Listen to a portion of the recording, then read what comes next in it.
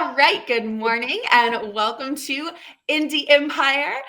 Today we have a super exciting special guest. We are chatting with producer Jess DuBois. We are so excited to have her here with us today.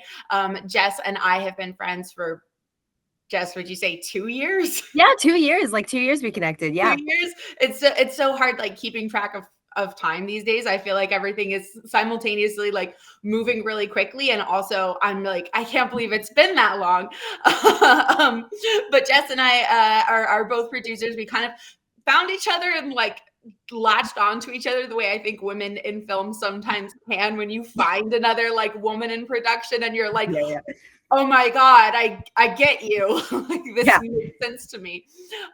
So I have just been like I mean, I've loved her friendship and hearing about her work and her projects, and I'm so excited to bring that to you guys today so you can hear more about her work and her career and how that all came to be. So Jess, why don't I would love to like turn the floor over to you for a second just to let you like introduce yourself to everybody. Yeah, dude, first off, thank you so much for having me. This is definitely the most exciting thing happening to me this month. Oh, Um, you guys know I'm like a huge New 32 fan. I contacted Raven and was like, you guys are having fun where you are, and I'm having fun where I am. How about we have fun together? And thankfully it just worked out and things hit it off. But yeah, no, I've been in the film industry now about 7 years. I worked in each department to kind of figure out that I was supposed to be a producer, which I like highly recommend to other people. Just kind of like know what you're getting into before you think that you could manage it all.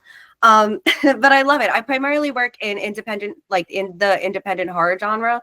I love telling independent stories. I'm like totally on board to change the narrative, get some new stories out there, and give like first-time directors and first-time filmmakers like a chance. I love that, Jess. I really do. And I think that's so important. And one of the things that I think really like drew us to each other is that mentality of like, we have to help new people and we have to work on like new and interesting projects because that's how we grow the industry, Yeah, right? 100%. And another huge thing that we connected on, and that was like our main focus point, was just creating like safer environments on set, and like having your girl gang, and like how to be a leader and how to make sure that your crew is taken care of, so that way your final product is as good as it actually has the potential to be. We Right. totally just aligned on that. And we were like, just because it's been toxic and terrible and like male dominated for years does not mean it has to stay that way. Like, we actually can just make a difference if we just band together and get it going. And again, why I love New 32 and Indie Empire is because you guys support that so much. Like, it ranges, and the content and the information that you guys are providing, it ranges from, hey, I've never been on set before, what do I go in and expect, to I've been on set for 15 years and I still don't know how to negotiate my day rate. So you guys are going to teach me how to do that. You guys are really covering all the bases. So to be here and be able to like help the people that are learning from you, which I assume anyone part of like Indie Empire and New 32 is just as fantastic as you guys are. But yeah, no, it means that the people that we have included are just as fantastic as you guys. And I just feel so fortunate to jump on with you. Well, first of all, you're just the absolute sweetest. Like I cannot thank you enough for saying all of that. And also, yeah, I think that that's important. And kind of like what I was saying about how you and I found each other and we just connected. I think that a lot of women in film feel that way. And it can be really hard for women in film to make those initial connections and to get your foot in the door and have that initial group of friends. But once you do find them, they will fight for you so hard Yes. because they get it. They know what it's like, and they are just as happy to have you in their life as you are to have them. And it's one of the big things that I always teach in my networking classes is Yeah. don't network with people who don't really need you. I mean, like you can, it's still good. You never know. Yeah. Yeah. Yeah. The best networking you will do is look for people who are looking for you. Yeah. And then you will grow your contacts. And I think that women in film really like stick up for each other, fight for each other. Cece and I just had a friend text us this morning, like trying to get us on a gig this weekend, and that's what I was thinking is like, when you have women in your life, particularly producers who care about you and are invested in your career, they will bring you in. They will get you on those sets. They will get you those gigs. And that is truly a lot of what we're trying to do here at Indie Empire. And that's what I know you are passionate about in your own work too, Jess, is like Yeah. making sure that not only you're building your own career, but even just knowing you for a short time, I know that you're somebody who also really helps other people build their own career. I know you like look out for people on set and you're like shepherding them around a little bit, making sure they're being safe, but also doing a good job, making sure everything is going well. Yeah. Let's circle that back around to talking more Mhm. about like you as a producer. So I know you were saying you've tried a lot of things before you found production. And I think that is a really important Yeah. path for a producer Mhm. because it makes you good at like everything. It gives you enough knowledge so you can talk to everyone in every department. Did Yes. you have, when you were like sampling things, did you have a favorite department? Like if you weren't producing, Oh, what would yeah. you be doing? Oh, I would be in art 100%. And I Art? still like for a long time I would take like producing gigs, production coordinator gigs, whatever I could, but I would still take like a art department gig just because it was like that creativity. And granted, pre-production and all of that, it's like a puzzle. There's definitely some like artistic elements to it, Mhm. but with like give me a paintbrush and give me a door and that's what I want. You know, let's build something from scratch. Let's get a bunch of like, you know, and props too, or wardrobe. Anything kind of in that realm, but you wouldn't Yeah. catch me like in GNE or with a camera. Those are not my fortes, but anything that I could really like use my hands, I feel like, to build Mhm. something is Yeah. definitely my jam. I do a lot of that on my own time. Like my mom and I throw this crazy Halloween party every year. And we start building our sets for the party in August. So we like actually hand build and craft everything. And Oh my that's God. totally my jam. Yeah, 100%. But this is like, Amazing. I feel like producing, it scratches that itch. And not to be like a total zodiac girly, but I am an Aries. And I think that has a lot to do with why I'm so annoying and why I'm like, no, no, no, we have to do things this way. This is the way it's going to run. Make sure like the communication is clear. You just, I have noticed, especially since I've been producing more and more and more and more, that I'm starting to have like a little bit of an issue with authority, a tiny bit, where it's like I do have a little bit of a harder time listening to another boss when you're so used to being the boss. Mm-hmm. But one thing that I do think that makes you a stronger producer is if you are able to have that experience in each department and see what works for you. I Yeah. think that just like having realistic expectations for people is a huge thing. If my crew knows coming in, like, hey, I'm not going to hit you with any surprises, or I will absolutely try my best to not hit you with any surprises day of, you know, I'm giving you 45 minutes for this. Is that realistic? You know, it's not like, hey, I need you to build 30 sets in 18 hours. You know, that's insane. And but having those realistic expectations for people, they feel more comfortable. They trust you. They Mhm. want to work with you. They know that you have their back. And anything like that, anything you can do to make sure that your cast, your crew, your direct, everyone needs to know that you are there to support them. Like I literally would be nothing without my crew, and I know that. I joke all the time, like I'm the personality hire because I just keep everything afloat and solve the problems as they come in and make sure everyone's happy, healthy, and like safe, you know? Mhm.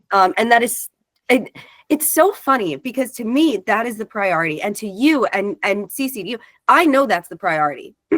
But for years, nobody gave a shit. Yeah. Nobody gave a shit. What is up with that? Like nobody cared about keeping people safe or fed or, you know, work your 16-hour shift. It's okay. You got paid for overtime. Now do a 2-hour commute there and back, you know, and still get back here in 8 hours. Like it's Right. crazy. Thankfully, you know, unions like limit time in between shoots and whatnot, but a lot of times producers were not considering safety, and that's how we have that whole like shtick of like, you know, like some of you will die, but that's a sacrifice I'm willing to make. Movie. Like that is not the case. Like if and Raven and I, we've talked about this so many times. If your cast and your crew and your team is miserable, you're gonna watch that movie and you're gonna tell. It's Yes. not going to be good. But if they're happy, healthy, supported, well fed, having fun, dancing in between breaks, you know, it's going to result in the finished product. Yes. Yeah, absolutely. And I've found this is going to Mhm. be really controversial. A lot of production issues can Yeah. be solved by having a conversation. Oh, that's crazy. No, that's No, crazy. crazy. It's totally woo-woo. Yeah. But like you're saying, checking in, saying, here's what we need to happen. Is this realistic? What would you need to make this happen? How do you feel about this happening? Yeah. If you're just approaching things as if it's a team effort instead of, I am the producer, you're going to do what I tell you to do, you get a much better result. And when you have a Yeah. crew that cares, you're going to see it in the details. I've been on those sets where there's a really demotivated crew and there's maybe like a director or a producer who's not listening to people, who's trampling on people's voices and opinions. They're not being listened to. They don't care about details, you know? And then I've been on those sets where, you know, someone is like, actually, could I please go take 2 minutes to like tweak this thing in the frame? It's really important to me. I want this to like be perfect. Or actually, could we please do just one more take of this because I heard something in the background and this is really like, I want us to nail this. We need to have this.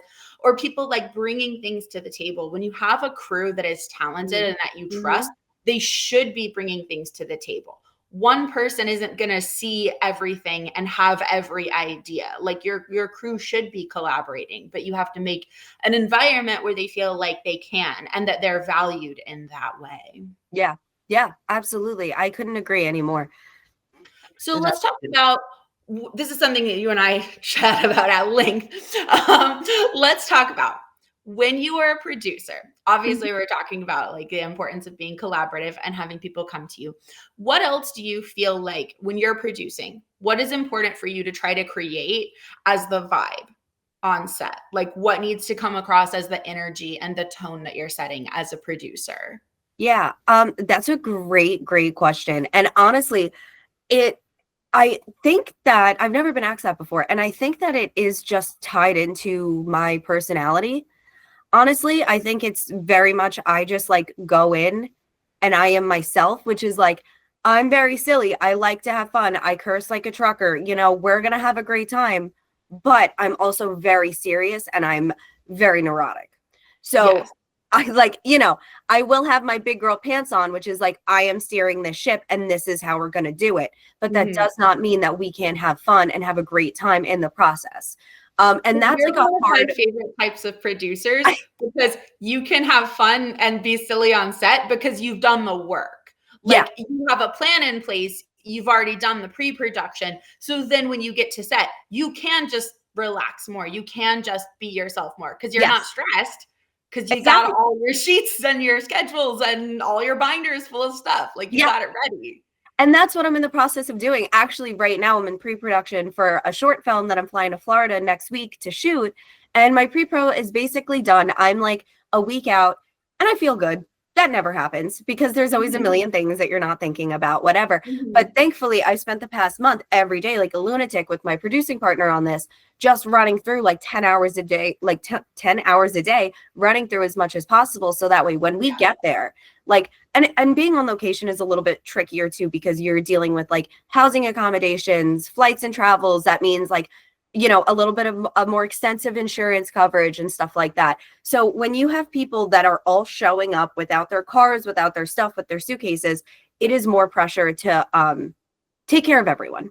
You know, you want to have the experience that you would have on set. And I've had some really shitty experiences going on location on set, you know? So you're just trying to amplify. And also, this is one thing that's really big and plays a lot in my mind is that, and as a people pleaser, I think it's almost impossible to do this. But you want to have everyone happy. You want to have everyone want to come back for you. So if you have a crew of 60 people, I'm the type of person where like, I have a crew of 60, 59 are so happy, can't wait to work with me again. That one person, I will be thinking about them for the next couple of years and like what I could have done better to make that a better experience for them. And, you know, sometimes it really is just like a personal, you know, sometimes it's a personal thing. People just don't clash. Like, I mean, don't mesh. It's what it is. But trying to keep everyone happy and on the same board where they're like, oh, Jess is doing this. I know she'll take care of me. I want to go back to that. So it also is a tremendous amount of pressure because you can't have an off day. Like you can't make a mistake because you're never doing the same thing twice. Even if you're shooting the exact same scene 2 days in a row, it's going to be it's a different day. You know, different problems are going to arise. So just trying to keep everyone happy, healthy, and wanting to come back is like a tremendous amount of pressure that I did not realize I would be getting myself into prior. So like if producing is something you're into, like you don't have to be as I make movies. I don't know what I'm doing. As like I was. And another reason why I love New 32 is because you guys are like, listen, just because we came into this not knowing what the fuck we were going to do next or what any of this meant doesn't mean that the next generation has to. You know, they can be aware, they can prep for this. They can know, hey, don't quit your job at the diner the first 3 years you're in the industry, baby, because you're going to need it, you know? They need like that realistic conversation. Yeah. Yeah, absolutely. And it is a very symbiotic relationship. Like the Yeah. same way that you want, you want your crew to be happy on your set and you want them to have a good experience. So they want to come back, like you're saying. And when your talent or when your crew, you want your producer to like you so that they want to call you back. And it is a two-way street, right? You're building those relationships. And I often say the most valuable thing about me as a producer is not actually my skill set. Like it's not my ability to produce. Yeah. It's not a lot of the knowledge that I have. It's my Rolodex. Like it's the people that I have in my contact list who will show up for me.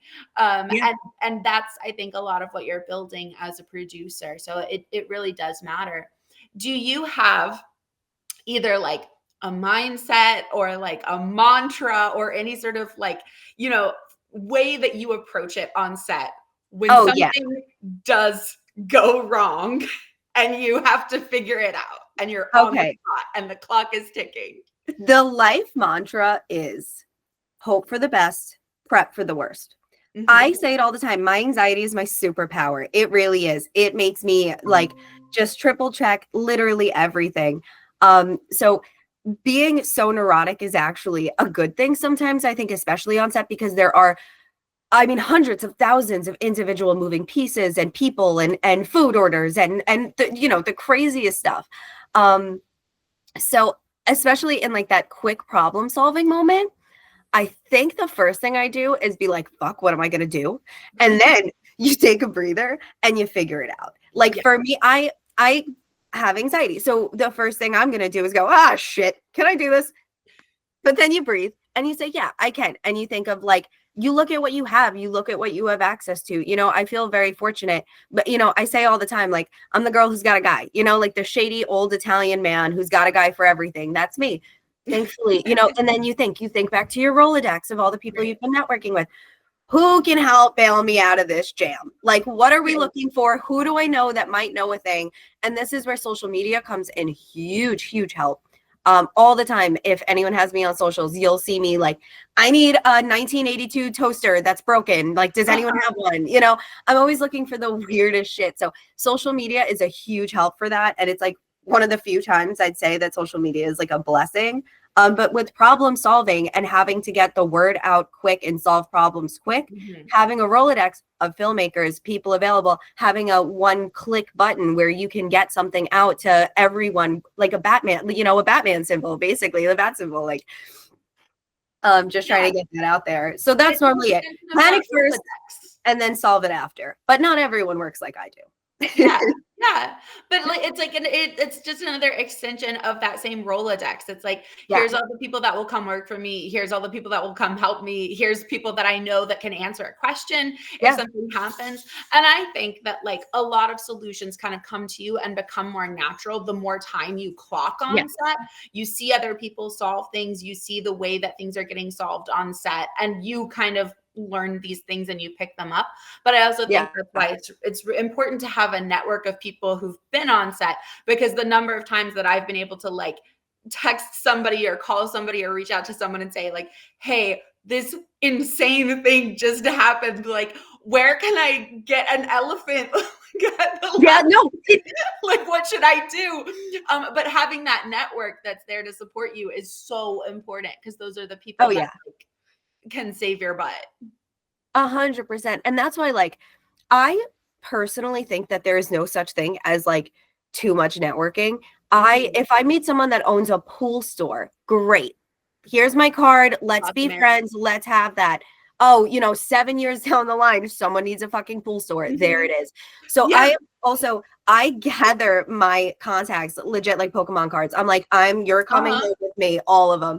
So that way Me you too. never know what you're going to need. And it's also, I found a great way to like connect with other producers and other filmmakers too is like, so I grew up on Staten Island, which is like a small island near Manhattan. But whenever I hear of anyone coming to shoot here, if anyone has any projects or I see any listings or anything, I'll always reach out to the producer, whoever it was, and just say, hey, just so you know, I'm like a Staten Island based producer, born and raised here. Whatever the fuck you need, I have people for it. So, no pressure. I'm not trying to get on your movie or anything, but I would like to share my resources with you because I have great things out here.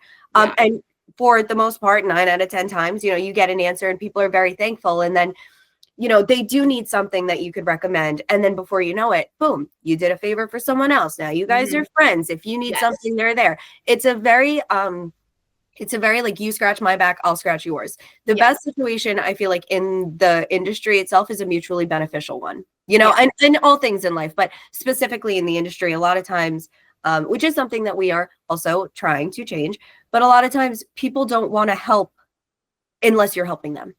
Yeah. So you have, and again, to circle back, why it's so important for you to find your network is because those people will always have your back and you'll always have theirs, It's very true. And it's sort of like I know Jess, you and I were saying the other day, we both have like a no talking shit policy of like, if something goes wrong, whatever, it's in the vault. Like, unless you were like actively dangerous. If someone's actively dangerous or harassing somebody or like, if it crosses that line, then I will say something discreetly, but like I will say something. But otherwise, like if you were just a jerk, if you were difficult, if I just didn't like you, if your vibe was off, it's in the vault. I'm not going to say anything because you never know, right? Yeah. Like you never know who is who. You never know who knows who. You never know what's going to go around, what's out there. So yeah, it is really, really important to just always be thinking about people in your sphere as resources. And the more favors that you can do for people, the more they're going to remember you, the less toes you can step on, the better, because you just never know when you're going to need to like pick up the phone, make a quick call and like make something happen. And I think a lot of being a producer is just knowing, hey, I don't know what's going to happen on set today, but I know that whatever it is, I will be able to figure it out. And 100%. Being a good producer, I think, happened for me. Like the shift happened for me the day that I stopped thinking about being good at producing as I'm not going to have a problem on set and I'm going to prevent everything bad that could happen. And my mindset shifted to, I can't prevent everything. There is just no way. Stuff could go wrong that I could never possibly even imagine. But I am confident in my ability to solve whatever is going to happen. Yeah, that's a huge, huge important mindset too. And it's honestly, and one thing to always really remember is that like you set the tone of the shoot. You set the tone of the crew, of the day, of the food, of the whatever it is. Like you are responsible for that. And relies heavily on the assistant director as well. You and the AD and the UPM primarily are working as like a 3-person unit. So as long as that, I guess like above the line, like as long as that's okay and you guys are like projecting a safe environment, like that's exactly what you're gonna get, but it's really up to like those key department heads to set the tone for it. So that's really, really big. As I've worked with producers that like, I love what I do more than anything else in the world and I cannot imagine doing anything else. If I'm working with someone that makes me question that, I'm like, damn. But you know what? I learn more from those experiences than I do from the good ones. Sometimes, how you learn by doing? So I learned by watching other people fuck up. Honestly, I guess I had 2 big sisters growing up. So like they would make the mistakes for me and I would just kind of learn from them. It's like the way it worked out. So I feel that way with other producers and those nightmare jobs. We've had this conversation before where it's those nightmare jobs where you're like, oh, there's no way I can ever walk back onto another set again if it's like this. Like those are the ones where you come out of it. Granted, you feel like you got, beaten up, but you feel stronger than ever. And you're like, if I can do that, I can actually do anything. And I know it'll be better the next time around, Yeah. it's funny that you're saying that, because as you were talking, I was thinking, you know what? Like, she's absolutely right. And like, if I had not been on those shitty sets, literally Indie Empire wouldn't exist. Like, Exactly. It all, everything that you can learn on those sets is valuable, yeah. even if the experience is absolutely horrible. Not that anyone should try to be on bad sets, but that if you are on a bad set, it can be really valuable to take a step back and think like, And learn from okay, it. how could this have been different? Like, what could have happened here that could have prevented a lot of this? Exactly. Exactly. And one thing that I found that I think one of my worst experiences in with a movie was that the producer was not communicating at all. And they just kind of put themselves in a box, and that was it, and no one could get in. And it was like, how the fuck is anyone supposed to know what's going on now? Right. Ever. Like, so little things like that might seem like common sense, but sometimes it helps to have someone say it out loud and think about it, so the next time someone else is going to be on set, just make sure you're talking to people. Make sure they know what's going on, Yeah. And having another good producer, I think, can really help. Like, I know that for me, having Cece around to help troubleshoot stuff has also made me a lot less nervous as a producer.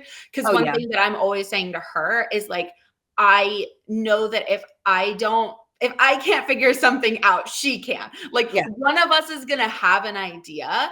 And I do think that that's also something that if you're new, if you're looking to get into production, that's a great thing to keep in mind. There's a reason why a lot of producers work in partners, is that it really helps if you have somebody who has your back, who thinks similarly to you do, and who you're confident in. And I also know, like, if she and I are working together, if we're on set and like truly we can't think of something, this was a pretty hard problem, and maybe this is just not in the cards today, but I having so hear that around you that can also help you goes a long way towards making you more comfortable and more confident as a producer. And the more comfortable you are, the more comfortable your whole crew is, because like you were just saying, you set the tone. Like, they take their cues from you. If you're chill, they're chill. Yeah, 100%. And that's something where I think imposter syndrome so ties into like all of this, which is like, you set the vibe. So if you're confident in yourself and you're putting the right energy out there, like, your team is going to respect you and follow you blindly, But if you're, you're nervous or apologizing or making it clear that, this is your first time, your first rodeo, whatever it is, like, I have imposter syndrome every single day of my life. On set, off set, I walk around and I'm like, I can't believe anyone thinks I'm an adult. But it's true. I feel like so many people feel like that, and it's so normalized. But when I get on set, if I came in right with my doubts and my fears and my insecurities, I'm literally just hurting an entire crew and production. Like, why would I do that? Sometimes you really have to like play the part, kind of, and hype yourself up before you get there. Listen to your fun playlist. Be like, I'm a bad bitch right before you walk in, and then exactly, like, that's the energy you want to put out there. So imposter syndrome is something that is so fucking real. I swear everyone I've ever spoken to, anyone, regardless of what level they're at, struggles with it. Yeah. It's one of the only things that like helped me stop beating myself up for it so much. It's normal. It's part of life. Just don't let it get you. You gotta remind your imposter syndrome who's boss every once in a while. I love that. And I'm really glad that you're emphasizing that too, Jess, because you're somebody who you've worked on like a huge range of projects, and you've worked on some really, really high level projects with really, really high level people. And I think it's so important to be reminding everybody, especially people at the beginning of their journey, even people who you would look at from the outside and be like, oh, they've made it. Like, that person did it. They did it. That person still feels imposter syndrome. 100%. 100%. How many people like that actually don't feel nervous? I don't know, like less than 5%. I'm sure there's some people out there who are just extremely confident in their own abilities, and they're super. I know. Where are they? Do they want to like rub off on me? You want to like rub skin with that? Tell us the name of their therapist. That would be great. Yeah. But most people, even people that you're looking at as like, oh, this person is crazy successful, they still have nerves. They still have imposter syndrome. And I think a lot of that is just rooted in, if you care about something and you want it to be good, there's probably a little voice in your head that says, what if it's not good? Of course. And then you just have to say to that little voice, shut up. This is not your turn to talk right now. I'm on set. I'm busy. I'll talk to you later. Yeah, I'll deal with you later. Yeah. I'm out of the office.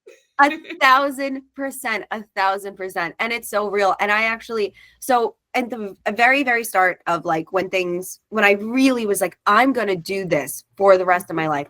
I got a job during the pandemic. I was doing COVID compliance for the press for M. Night Shyamalan's movie Old. And I was doing COVID compliance. I did that summer go from like doing COVID compliance on the crew to being like the production coordinator, which was really cool. And that's totally like my like glow up story was that summer where I had no idea what I was doing. And my mentor just kept giving me new titles because he was like, damn, you're like really competent. And then before I knew it, by the end of the summer, I was like, I signed this one email as a production coordinator. I'm just going to keep doing that and just see what happens. Like, that's like how it went. But doing that press was so cool because like I was an M. Night fan forever. So it was a great like job and experience for me. But to be sitting so close to him and in his own house, literally in his own museum of himself, just sitting there talking about imposter syndrome and how he every day, like right before he gets on set, he's like, man, why am I funding this myself? Like, no, what if people don't like it? What's going to happen here? Dude, if M. Night Shyamalan is freaking out about his status and what he's capable of, we're all going to be freaking out. It's normal. Don't let it get the best of you. It's literally like, in my opinion, it's part of the industry. It's part of the growing pains. It's part of like the learning experience, you know? It is, absolutely. And I think a lot of filmmakers, especially young filmmakers, ask me like, how can I not feel nervous? And my advice is a little bit disappointing. And it's that you're not like, but it's okay to feel nervous. A lot of people feel nervous. What you need to learn is how to be comfortable being uncomfortable. You need to learn how to be good at your job while you are nervous, because you're gonna be nervous, and that's not a bad thing. It's just something that we're all navigating when our industry is something that we're this passionate about, and B, set can be like a pressure cooker. So you just have to learn how to be okay when you are feeling nervous and anxious, and whatever you need to do to get there. I know a lot of people have a lot of different techniques, but that's okay. Like, find what works for you so that you can show up, do your best work, get to set, do a good job, even if you're feeling a little nervous. Absolutely.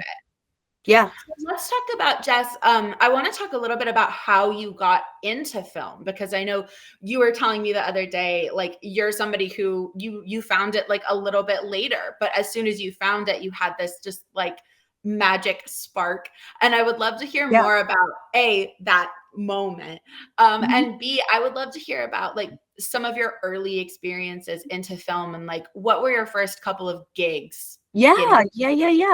It's fun. Honestly, it's been a really fun ride, and it's been very different. And I don't know if any of it makes sense, but I'm here now. So it happened to work, whatever. I'm not going to question it. I'll roll with it. Yeah. You're here now. You've worked on The Terrifier. You're working with Kevin Smith. It works now. Yeah. It works now. Yeah. So I found film like a little bit later when I was in college. I was originally going to school to be a social worker.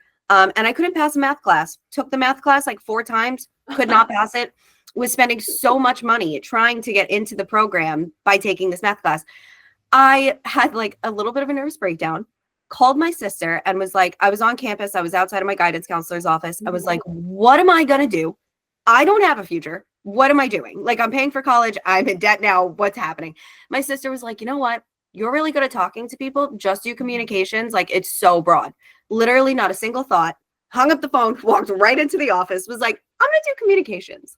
And then I took a class that I thought was like watching movies and analyzing them, because I was always a huge film person. Like, film and music have always been the places where I felt like I belonged. Like, I know that sounds cheesy, but it was always like my outlet. Those were my people, like the musicians and the cinephiles. Like, that was always my network. So I took this class. I thought it was like watching movies and analyzing them. And it was actually like how to make movies. So I learned how to use a camera. I learned how to use like a boom pole, and I learned how to edit. And I did that. And I never took school seriously, though. I was like not a good kid. But then I did my like project for the end, my final project for the class. And my teacher pulled me aside and was like, "You're like really, really good at this. Like really good at this." And I was telling Raven, like, it was the first time anyone had told me I was good at anything. I tried a million things when I was a kid, but nothing, I didn't feel that drive to succeed with anything. And it was something that like was really, I was struggling with mentally at the time. So to have someone be like, wait, you got something here. I was like, oh shit, take the money and run. We're going. So as soon as it was like, oh my God, I'm good at something. Let's do it. Let's see if I could be great at it. Like, that's so exciting. So I thankfully had my sister's boyfriend was friends with Joe Scazzafaro, who gave me my first shot. So thankful for him. He was doing production for the New York Giants. He was on their production team. Like, his company, Farrell Productions, was doing all their like training camp shows and post game live and anything, like just basically any games, NFL, anything. So I got in with that, and that was my first internship. Was I was working for the Giants with Farrell Productions, and that I had no idea what I was doing. I mean, it was my first set, first time holding a camera, first time being at a football game, knew nothing about football.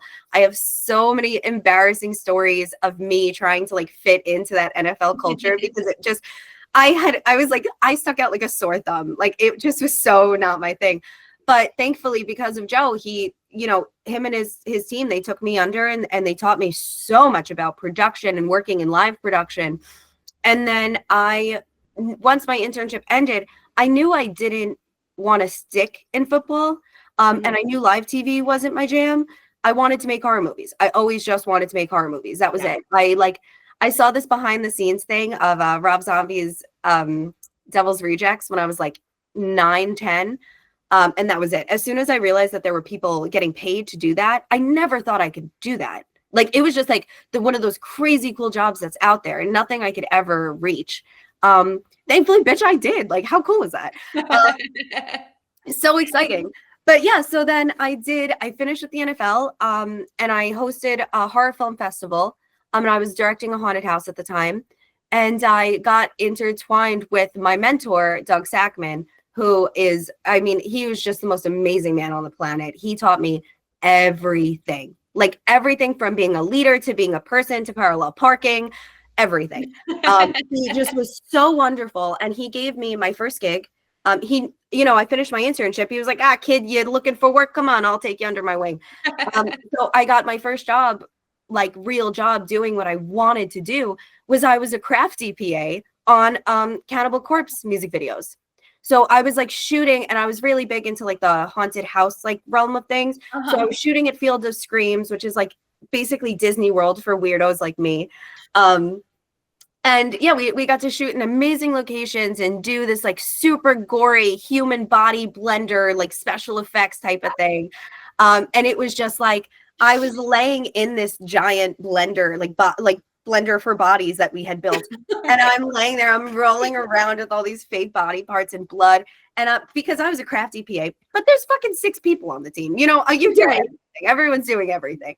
And that was it. I was like, oh my God, this is so cool. This is so fun. Like, I wanted to do this when I was a kid, but I never thought to chase it because I just never thought it would be attainable. So that taught me, like, and I'm a big believer in just go for it. Just go for it. Shoot your shot. DM the celebrity on Instagram. Who cares? Send the email. Cold call people. Like, you never know where this life will take you unless you fucking try. So just try, go for it. If it doesn't work out, it doesn't work out. That's fine. What's embarrassing is not even trying. Like, you gotta just give it to yourself. Just go for it. You have nothing to lose, A no is a no. That's fine. You live your life the same afterward, Can you come talk to me every morning? Yeah. I love it. No, I am such a big believer. And even if I get the no, I'm annoying. I'll tell you right now, I'm annoying. I don't like getting the no. So I'll kind of be like a little in your ear.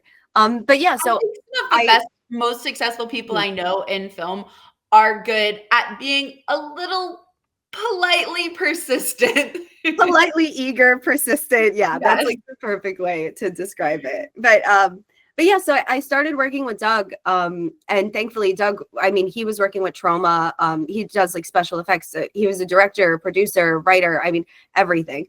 But he taught me everything, and he was like, "You're actually good at this. Let's get you great," you know. And he just kept giving me jobs and giving me jobs and giving me jobs. And with each job, like I said, one email, you know, one weekend I was the COVID compliance officer, you know, then I got to be a production assistant. Then I got to be like a production coordinator. And then I was like an AD. Like, that's so weird. How did I do that all in one summer? But for me, I like, oh, my big producer moment was when I hired an actor, had no idea what the fuck I was doing, hired an actor off Facebook, made a commercial for my cousin. And the actor was like, "Oh my God, you have such big producer energy." And I was like, "Oh, jot that down. I'm a producer now."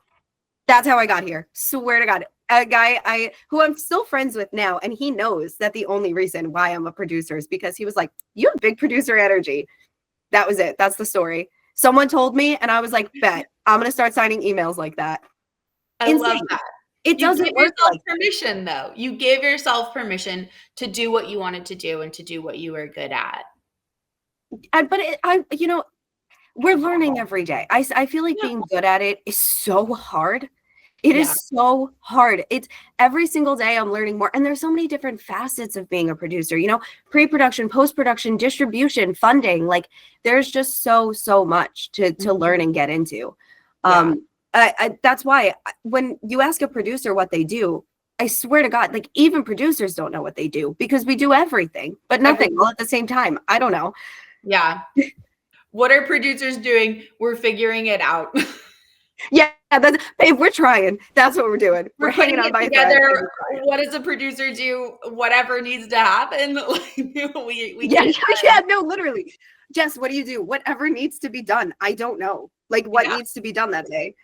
That's my job. It's something as simple as like when someone hands, you know, and it's always that overwhelming moment of like, here's my script, here's my baby, everything that's on this piece of paper, these pieces of paper is now your responsibility to bring to life.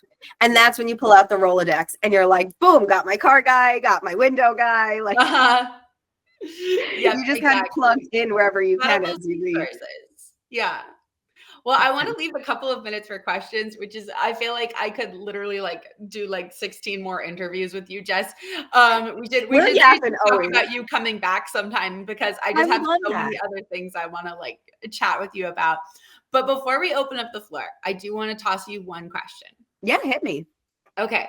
So do you have, for like either for baby Jess or for like a young filmmaker who's either just getting into film, maybe they're just taking their first couple of gigs or they haven't taken a gig yet, but they want to, what is one piece of advice that you could give them as they're entering the film industry?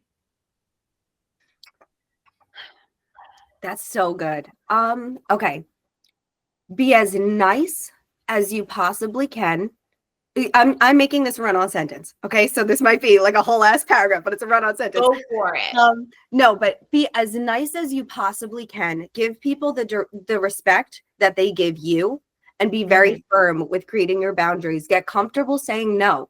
No one is going to advocate for you like you will. So don't take the shit. If you take the shit in the beginning, it's going to be hard to get out of it. So stand up for yourself, but do it in a way that is nice and respectful. You know, you get more bees with honey than with vinegar. So my advice is always be as nice as you can. But if the other person doesn't deserve it, they don't deserve it. You know, it is what it is. You give everyone the respect that they give you and you advocate for yourself. And don't ever think that you learned everything because you're never going to know everything. And that I'm learning now. And it's like a hard pill to swallow because I'm like, wait, but I want to be so good at this and know everything. It's fucking impossible. There's so much to know. There's so much to know and so much to learn. Film is a career for people who like to be learning because if you're good at it, you will always be learning. And it is genuinely a red flag for me when someone is like, oh yeah, I know everything. Because that just tells me you're not curious. And that you don't know enough about film to know that you could never know everything about film. It's the people who are like, oh my God, even though I've been here for 15 years, I want to know so much more than I know. Those are the people who are going to make it. 1,000%. 1,000%. And also don't give up. I have thought about giving up almost every day, especially when I'm not working. It's very hard to not think about giving up when the jobs aren't coming in. If you want it, like for me, I can't, I'm not good at anything else. This is my thing. All right. So if this doesn't work out, that's it for me. But for anyone else, find your thing, stick to it, and just keep going, because it really will. This industry will beat you down. There's no getting around it. But as long as you dust yourself off and just keep getting up, and you can't get completely knocked down, I think you'll be fine. But you got to just keep chasing it.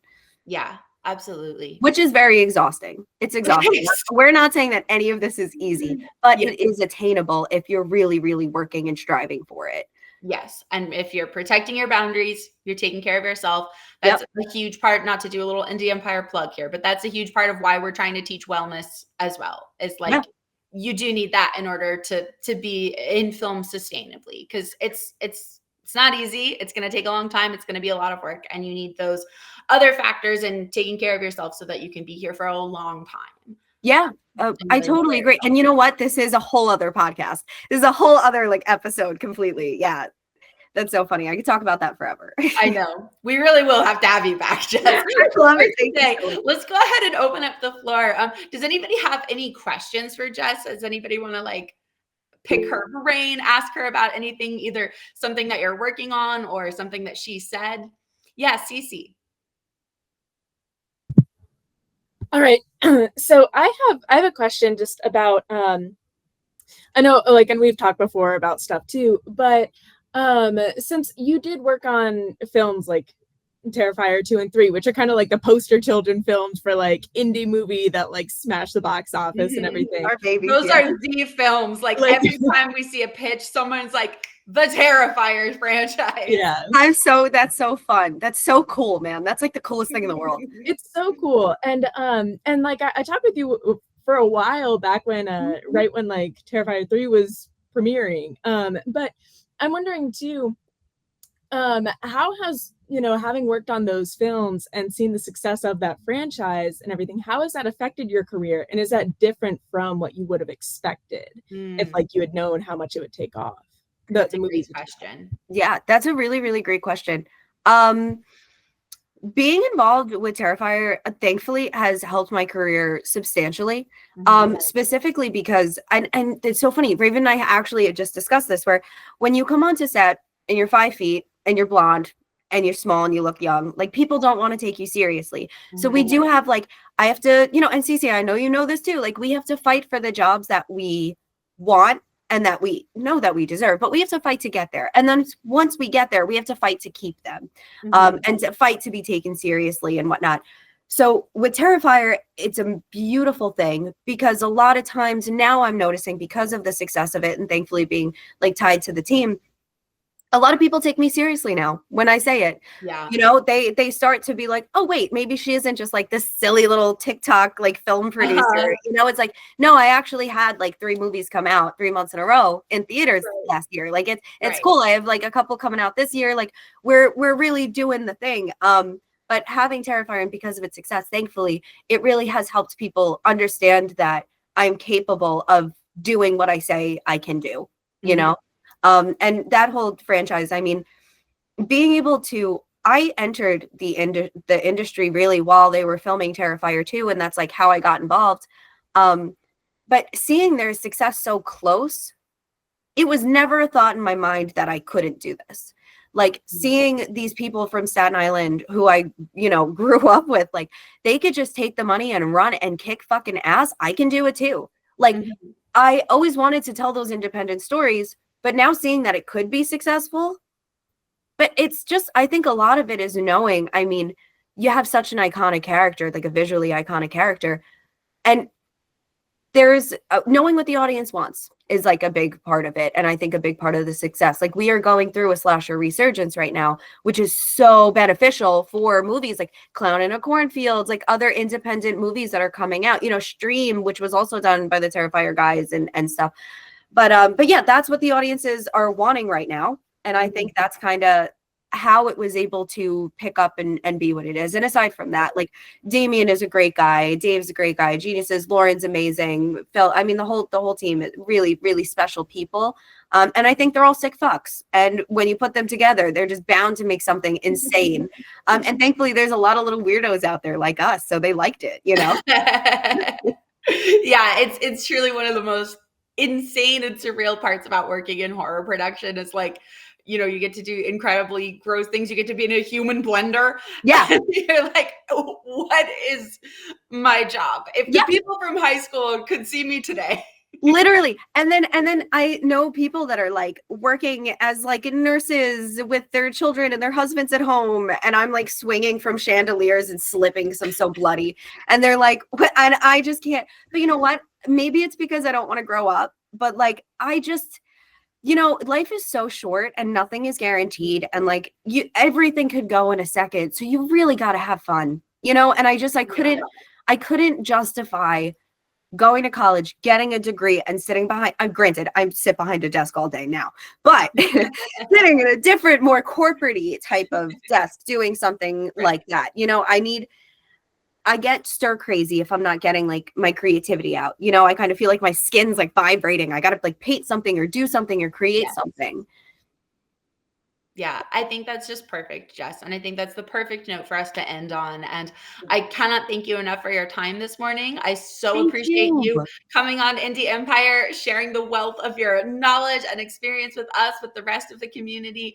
I so appreciate your time. For anybody watching this back later, don't worry, we will absolutely invite Jess back again. So if you did not get a question to show up today and pick her brain or ask her some questions, we will do our best to convince her to come back. I love that. Like we could have kept this conversation going forever, and I'm sure lots of people would love the chance to chat with you and get your we can yap forever. And I'm like super open. If anyone does watch this and wants to talk after, like please connect. I really care about helping people do what we're all trying to fucking do. So yeah, absolutely. And Indie Empire is the perfect place to do it. I'm telling you, everything that you guys have done has been helpful to me, like and other people, like regardless what stage you're at, it is helpful, it is necessary. Anyone I've told about this interview and the platform, super stoked about it. I can't support you guys enough. So I really am very, very fortunate that you guys had me on. Thank you. Of course. I really appreciate that. And thank you so much again for your time. It's been such a pleasure. And yes, I will go ahead and end the interview there. We will chat again soon. Thank you so much for being here. Thank you everybody for watching, and have a great day. Thank you.